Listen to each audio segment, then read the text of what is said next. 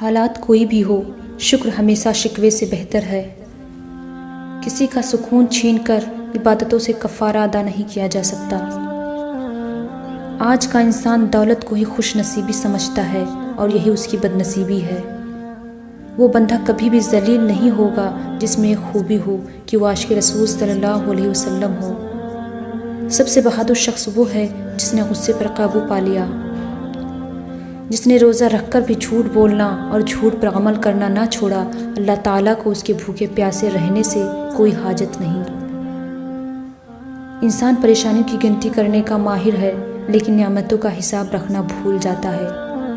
نیک بننے کے لیے ایسے ہی محنت کرو جیسے خوبصورت دکھنے کے لیے کرتے ہو۔ زندگی کی ڈور کبھی بھی کٹ سکتی ہے، اپنے اعمال جمع کر لیجئے۔ انسان کی ذہنیت بھی عجیب ہے، بیماری کے خوف سے کھانا چھوڑ سکتا ہے لیکن دوزخ کے خوف سے گناہ نہیں۔